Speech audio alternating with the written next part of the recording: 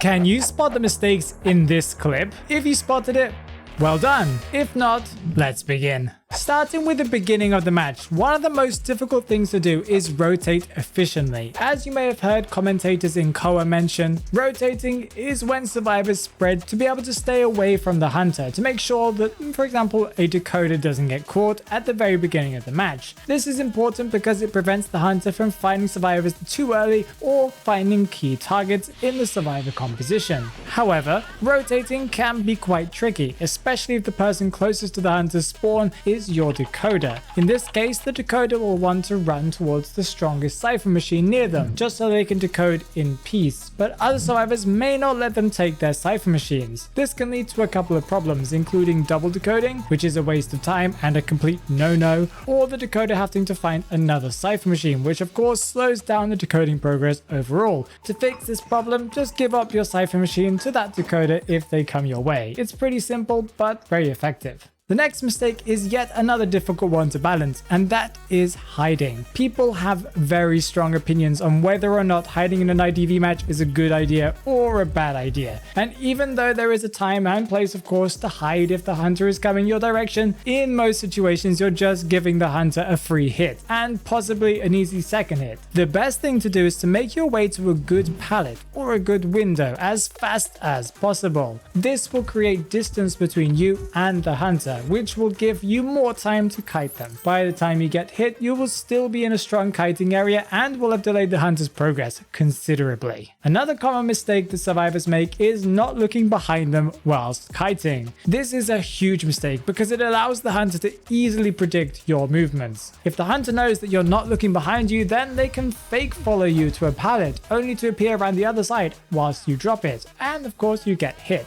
So it is very important to peek behind you periodically whilst kiting. This will help you to keep track of the hunter's movements and make it much more difficult for them to hit you. It also kind of helps you to plan your next move so that you can stay ahead of the hunter at all points of the kite. I will admit that looking behind you whilst kiting takes quite a bit of practice, but it's an essential skill for any survivor who wants to survive. Yes. Don't you just love it when 3 survivors go in for the rescue? Don't get me wrong, there are situations when the team needs to go in for a double rescue. For example, when there's a strong camping hunter like Guard 26 or Disciple. This of course increases the chances of actually pulling off the rescue, as the hunter can't infinitely spam their abilities, sort of.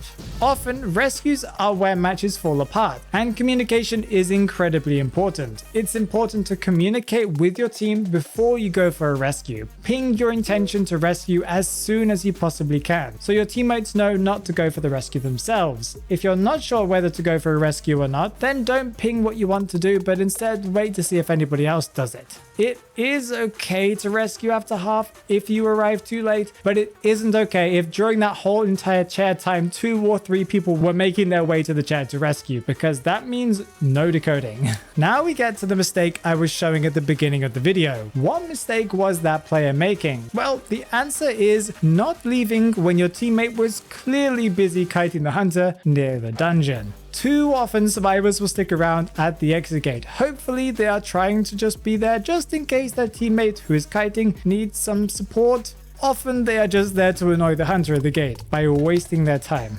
Please don't do that. Often when you've got the gate open, it's best just to leave, especially if you aren't at full health. Your teammate can then take that as a green light to transition to the dungeon location and attempt to get out through there. Pay attention to their pings as well. Just because they didn't say dungeon is here doesn't mean that they don't want you to get out so they can get out too. If your teammates aren't paying enough attention to the match, you may end up with a 3 cipher situation. Learn more about how to prevent that from happening and make yourself a more well-rounded player in this video right here.